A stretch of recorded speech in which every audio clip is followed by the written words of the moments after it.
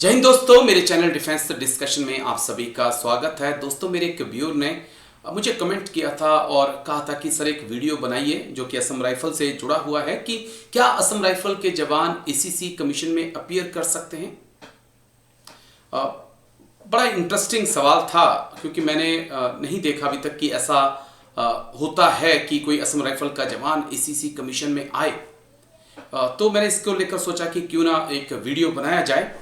तो सबसे पहले तो मैंने काफ़ी रिसर्च किया, मैंने आगे असम राइफल के जवान से बात भी की है, वो बातचीत भी आप सुनिएगा। तो ये बड़ा चौंकाने वाला था मेरे लिए कि असम राइफल का जवान एसीसी के अंदर नहीं बैठ सकता है। वो 13 साल सर्विस करने के बाद एलडीसी करके जो असम राइफल का एक कमीशन है उसके अंदर अपीयर हो सकता है। लेकिन इससे भी ज़्यादा इंटरेस्टिंग जो मुझे मिला कि असम राइफल को हम पैरामिलिट्री फोर्स बोलते हैं, लेकिन हम स्पेशल फ्रंटियर फोर्स को भी पैरामिलिट्री के अंदर ही रखते हैं। लेकिन स्पेशल फ्रंटियर फोर्स का जो जवान है वो 2 साल बाद जो है अफसर बनने के लिए एसीसी कमीशन में बैठ सकता है। लेकिन असम राइफल का जवान जो है वो एसीसी कमीशन में नहीं बैठ सकता है। ये एक थोड़ा सा मुझे अलग चीजें अलग लगा थोड़ा सा कि स्पेशल फ्रंटियर फोर्स जो कि वो भी पैरामिलिट्री फोर्स है, उसका जवान 2 साल की सर्विस के बाद एसीसी कमीशन में बैठ सकता है, लेकिन असम राइफल का जवान जो है वो नहीं बैठ सकता। उसको 13 साल सर्विस, जहां तक मेरा नॉलेज है, बाकी एक्सपर्ट के साथ बात करूंगा, 13 साल सर्विस उसकी हो जाएगी तो एलडीसी एग्जाम के अंदर ही बैठ सकता है। लेकिन एक चीज और बड़ी अहम थी जो मैं आपके साथ शेयर करना चाहूंगा उस जवान के साथ, या जो जवान भारतीय सेना के अंदर अफसर बनना चाहते हैं। मैं इतना आपसे कहना चाहता हूं कि अगर आप असम राइफल में सिलेक्टेड हो गए हैं, उसके बाद भी आप की अगर उम्र है तो आप एनडीए एग्जाम दे सकते हैं। और आपको लगता है कि एनडीए एग्जाम की उम्र निकल गई है, मैक्सिमम लोगों के साथ ऐसा होगा, तो आप सीडीएस एग्जाम के लिए जो है वहां पर आप अप्लाई कर सकते हैं। वहां पर आज आप चुनकर एग्जाम क्लियर करके, एसएसबी क्लियर करके इंडियन आर्मी में एज ए ऑफिसर आप आ सकते हैं। कोई फर्क नहीं है, कोई फर्क नहीं है। आप एसीसी आइए, एसीसी से आइए, या आप सीडीएस एग्जाम क्लियर करके आइए, आप आ सकते हैं। तो ये ऑप्शन है, मुझे लगा कि जो मैं समझ पाया ये आपके लिए एक बेहतर तरीका होगा। आपके पास सीडीएस का ऑप्शन है, 25 साढ़े 25 साल तक लास्ट उम्र है जब तक आप एग्जाम दे सकते हैं। आप इस एग्जाम के अंदर बैठिए, एग्जाम क्लियर करिए, एसएसबी इंटरव्यू को फेस करिए और फिर आप अफसर बन सकते हैं। और यकीन मानिए कि क्योंकि असम राइफल में इंडियन आर्मी के ही ज़्यादातर अफसर हैं, तो इस मामले में हमारे जो अफसर हैं इंडियन आर्मी के, वो बहुत सपोर्टिव हैं, बहुत मदद करते हैं। वो जरूर आपकी मदद करेंगे। और अगर आप उनसे कह देंगे साहब कि मैंने सीडीएस एग्जाम क्लियर कर लिया है, मुझे एसएसबी की तैयारी करनी है, मैं सच कह रहा हूं आपसे कि कोई भी इंडियन आर्मी का अफसर आपको मना नहीं करेगा, बल्कि आपको टाइम देगा और कहां अच्छी कोचिंग आपको मिल सकती है वो आपको जरूर बताएगा। और ये मेरा पर्सनल एक्सपीरियंस है कि जवानों को आगे बढ़ाने में इंडियन आर्मी अफसर कभी पीछे नहीं रहते। सर जय हिंद। रणजीत कुमार तिवारी सर, जय हिंद। थैंक यू समय देने के लिए, शुक्रिया। नमस्कार Rajesh sir. Thank you sir. मेरे एक व्यूअर्स हैं, शायद असम राइफल के हैं, उन्होंने अपना नाम ना बताने के लिए कहा है, लेकिन उन्होंने मुझसे कहा है कि सर एक वीडियो बनाइए कि क्या असम राइफल के जवान एसीसी में अपीयर कर सकते हैं, क्या वो वहां पर अफसर बन सकते हैं। तो मुझे लगा कि मैं आपके साथ बातचीत करूं। मैंने पहले समझाने की कोशिश की अपने जवानों को कि जो असम राइफल के मेरे भाई हैं कि एसीसी में कौन जा सकता है, कौन नहीं जा सकता है। तो फिर मुझे लगा कि क्योंकि आपने एक लंबा सर्व असम राइफल में किया है, तो हो सकता है मेरी जानकारी अधूरी हो, तो मैं पूरी जानकारी आपसे लूं। आज एनसीओ आपने एक लंबा वक्त असम राइफल में बिताया सर। मैंने देखा सर कि स्पेशल फ्रंटियर फोर्स के जवान भी 2 साल के बाद जो है वो एसीसी एग्जाम में जा सकते हैं। वो भी पैरामिलिट्री फोर्स है। असम राइफल को जो मैंने देखा तो मुझे कहीं ये जानकारी नहीं मिली कि असम राइफल के जवान एसीसी में जा सकते हैं। हालांकि वो एनएसजी में जा सकते हैं और वो पैरा में भी जा सकते हैं, लेकिन वो एसीसी में नहीं जा सकते। तो मुझे लगा आपसे बातचीत करूं कि क्या वाकई में ये सच है या इंटरनेट पे जो जानकारी मुझे मिली है वो झूठी है सर। सर, आपका इंटरनेट में जो जानकारी मिलता है वो सारी जानकारियां हमेशा सच्ची नहीं होती। बिल्कुल सर। और जो आपके व्यूअर्स का क्वेश्चन था मैं कि बीच में टोक रहा हूँ शुरुआत में ही, का बिल्कुल सच्ची नहीं होती, क्योंकि अगर सच होती तो डीजीआर साहब की तरफ से मुझे लीगल नोटिस नहीं आता कि वीडियो हटाओ, कि हाँ, कोर्ट ने कुछ और कहा है। चलिए अब आगे बढ़िए आप अपनी बिल्कुल बात पे। बिल्कुल सर, इस मुद्दे पे भी आऊंगा सर, ये इसी मुद्दे पे फिर वापस आऊंगा मैं। पहले मैं सर जी आपको ये बता दूं कि आपके व्यूअर्स ने, जो कि एआर का सर्विंग सोल्जर है, जो उन्होंने सवाल पूछा है कि क्या वो एसीसी के थ्रू मतलब ऑफिसर बन सकते हैं, तो मैं उनको ये बताना चाहता हूं आपकी वीडियो के माध्यम से कि नहीं, आप एसीसी के माध्यम से आर्मी में ऑफिसर नहीं बन सकते हैं। क्योंकि एसीसी, जिसका मतलब होता है आर्मी कैडेट कॉलेज, वो आर्मी के सर्विंग सोल्जर्स को ऑफिसर बनाने का एक जरिया है। तो जिसकी आर्मी में, तो आप जैसा कि आप जानते हैं, कई सारे लोग जानते ही हैं जो फौज से जुड़े हुए हैं, कि 2 साल की सर्विस के बाद कोई जवान एसीसी के लिए मतलब जी इलिजिबल हो जाता है। लेकिन ऐसा असम राइफल में नहीं है। असम राइफल में आपको एलडीसीई एग्जामिनेशन के जरिए 13 साल के बाद आप असिस्टेंट कमांडेंट बन सकते हैं। मैं एलडीसीई बीच का में टोक मतलब रहा होता है हूँ, मैं लिमिटेड। सर बीच में टोक रहा हूँ, मैं बीच में टोक रहा हूँ, क्योंकि मेरी सर आपसे सर कई बार बात हुई, तब आपने कहा कि जो स्पेशल फ्रंटियर फोर्स है वो भी पैरामिलिट्री फोर्स है। हाँ सर। ऐसा ही है सर, लेकिन वो 2 साल बाद जो है उनके जवान जो है 2 साल सर्विस होने के बाद वो लोग एसीसी में बैठ सकते हैं, लेकिन असम राइफल जो है वो नहीं बैठ सकती। आप ये कह रहे हैं कि उसको 13 साल सर्विस का इंतजार करना होगा जवान को अफसर बनने के लिए सर। बिल्कुल सर, बताता हूं। ऐसा है कि स्पेशल फ्रंटियर फोर्स कहने के लिए पैरामिलिट्री फोर्स है, वो भी ड्यूल कमांड में है। जी उनका जो स्पेशल फ्रंटियर फोर्स है, उनका ऑपरेशनली तो आर्मी के अंडर में, बट एडमिनिस्ट्रेशन उनका कैबिनेट सेक्रेटरीट के अंडर है। यानी कि आप यूं कहें कि डायरेक्ट प्राइम मिनिस्टर के अंदर उनका एडमिनिस्ट्रेशन। ठीक है। लेकिन उनको इंडियन आर्मी के बराबर का दर्जा मिला हुआ है, और उनको सब कुछ इंडियन आर्मी के बराबर मिलता है। इसलिए वहां पे हमारे जैसी एनोमलीज नहीं है। यानी जो प्रॉब्लम्स असम राइफल में है वो वहां पे सॉल्व हो चुका है। उनको सब कुछ आर्मी के जैसा मिलता है, इसलिए वो लोग एसीसी में बैठते हैं और वहां से ऑफिसर बनते हैं। बट हमारे असम आपने राइफल ठीक के लगा दिया। जवान को ऑफिसर।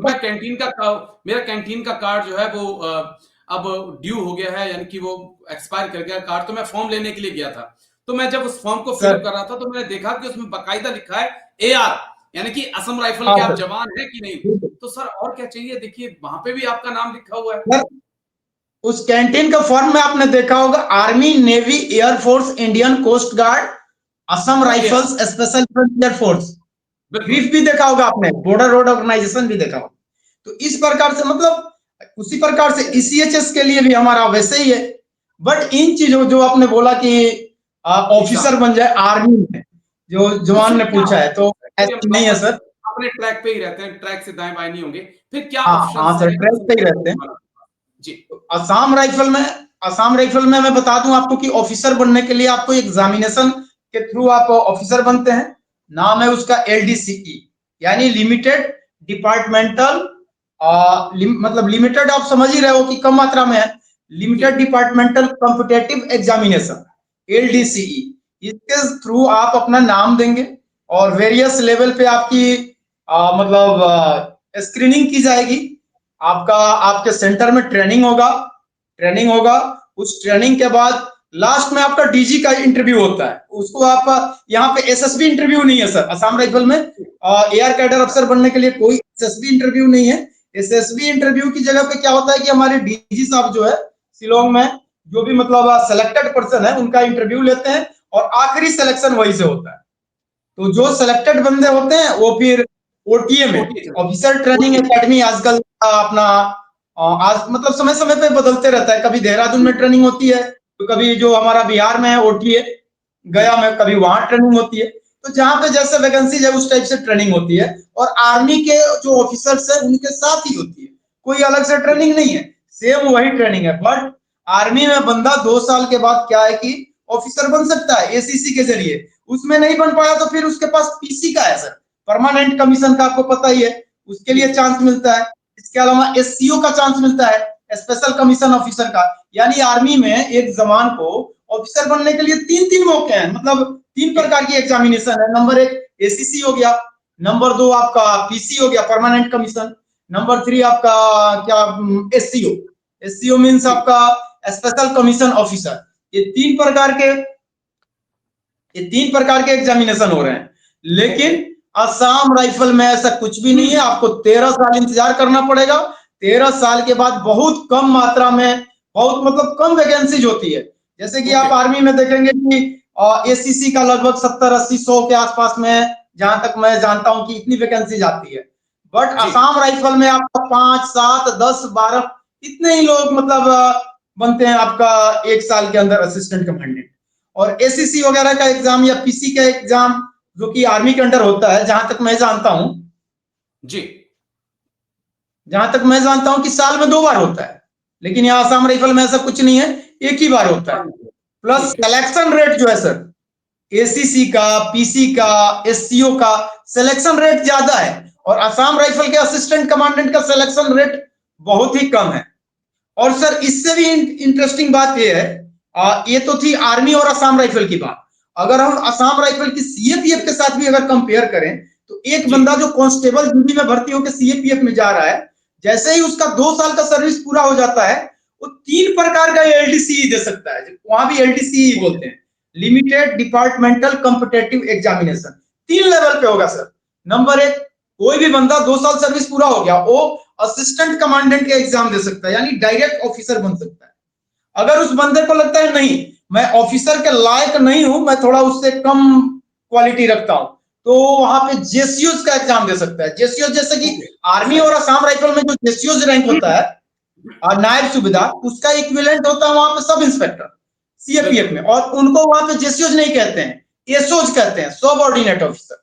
तो जो असिस्टेंट कमांडेंट के लायक नहीं समझता है खुद को, वो एसओज के लिए यानी डायरेक्ट सब इंस्पेक्टर के लिए भी अप्लाई कर सकता है।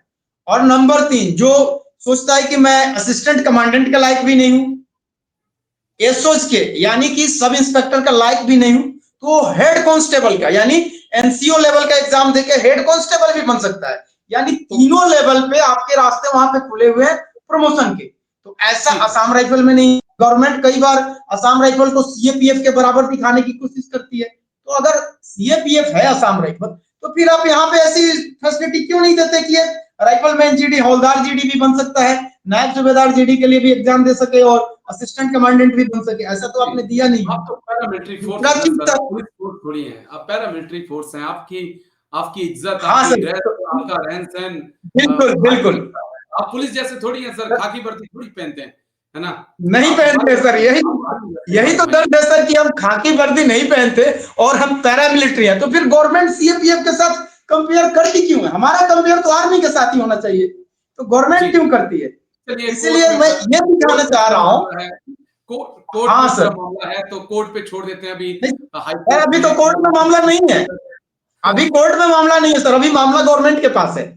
अच्छा, अभी मामला जो है सेंट्रल गवर्नमेंट ऑफ इंडिया के पास है। और सेंट्रल गवर्नमेंट ऑफ इंडिया को ये मालूम होना चाहिए कि वो लोग जो भी कर रहे हैं हमारे साथ, हमारा जो कंपेयर कर रहे हैं सीएपीएफ के साथ गलत है। वो हमारा कंपेयर तो आर्मी के साथ होना चाहिए, क्योंकि ड्रेस हम वही लगा रहे हैं, ड्यूटी वही कर रहे हैं, रूल्स रेगुलेशन वही है, एक्ट वही है, डिसिप्लिन वही है, तो फिर फैसिलिटीज भी वही मिलनी चाहिए। लेकिन दुख की बात है कि फैसिलिटीज तो आर्मी वाली भी नहीं है।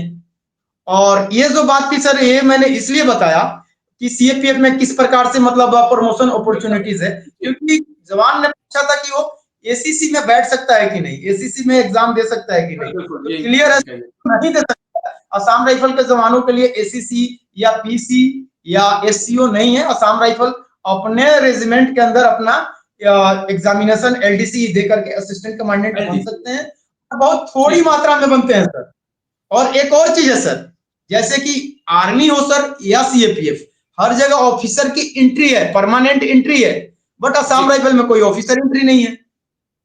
और जैसे कि आप भी समझते थे कि असम राइफल में हमारे अपने ऑफिसर होते हैं, तो मैंने आपको बताया था, या बाद में आपको तो पता चल ही गया कि 13 साल सर्विस करने के बाद लोग एयर कैडर अफसर बनते हैं। और ज्यादा से ज्यादा वो कमांडिंग ऑफिसर यानी कर्नल तक जा सकते हैं। ठीक है, इक्विवेलेंट कर्नल, कमांडेंट बोलते हैं उनको, इक्विवेलेंट कर्नल रैंक है वो, वही तक जा सकते हैं, आगे उनकी प्रमोशन भी नहीं है। Okay okay okay okay sir, लेकिन ये बड़ा इंटरेस्टिंग आपने बताया। लेकिन ये पिक्चर क्लियर होगी, मुझे भी क्लियर होगी कि आप एसीसी में नहीं बैठ सकते हैं। नहीं बैठ 13 साल सकते। आपकी नौकरी होनी चाहिए। LDC करके आपकी 13 ईयर की सर्विस के बाद एग्जाम होता है, उसके अंदर आपके जवान जो हैं वहां पर खुद को अपीयर कर सकते हैं। और अगर इंटरव्यू करते करते क्लियर करते करते अगर डीजी असम राइफल साहब को उनको क्लियर कर देते हैं तो फिर वो ओटीए में जाकर ट्रेनिंग करके वापस असम राइफल में एज ए अफसर लौट सकते हैं। ओके, इतना ही मैं आपसे समझना चाहता था कि क्या ऑप्शंस हैं हमारे जवानों के पास, क्योंकि ये सवाल कुछ ऐसा था जो थोड़ा सा हटकर था, तो मुझे लगा कि मैं आपके साथ बातचीत करूं और समझने की कोशिश करूं।